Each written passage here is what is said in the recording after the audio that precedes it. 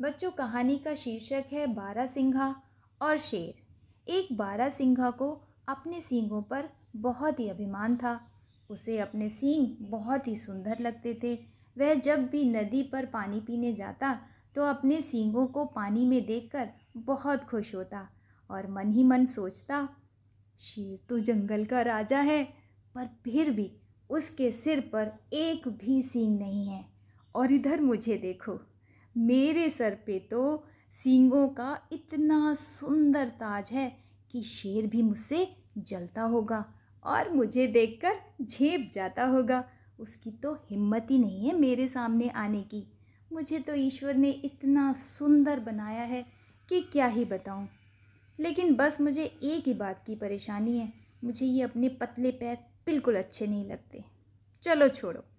एक बार मैं नदी घूम कर आता हूँ और पानी में अपने ताज जैसे सुंदर सींगों का आनंद लेकर आता हूँ।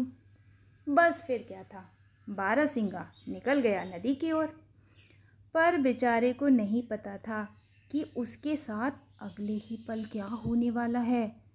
बारहसिंगा जैसे ही नदी में जाकर खड़ा हुआ और नीचे की ओर देखकर खुश हो ही रहा था कि अचानक उसको एक अलग सी आहट सुनाई दी।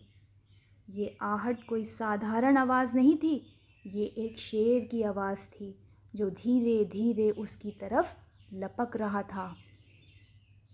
बारहसिंगा की खुशी परेशानी में बदल गई और उसने सरपट भागना शुरू कर दिया। अपने जीवन में बारहसिंगा इतनी ज़ोर से कभी नहीं भागा जान बचाने के लिए। उस दिन वह हवा से बातें कर रहा था, तभी अचानक उसके सींग एक पेड़ की डालियों में फंस गए।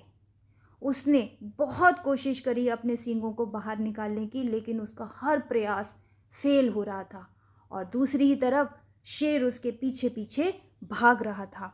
उसने सोचा, आज तो उसके जीवन का ये अंतिम दिन है। फिर उसके दिमाग में एक युक्ति आई। उसने अपने पतले पैरों को पेड़ के तने पर जमा लिया मजबूती से और पूरी ताकत से उसने अपने आप को खींचा। और फिर क्या था, अचानक से वह आज़ाद हो गया और बारहसिंगा जो भागा उसने पीछे मुड़कर नहीं देखा।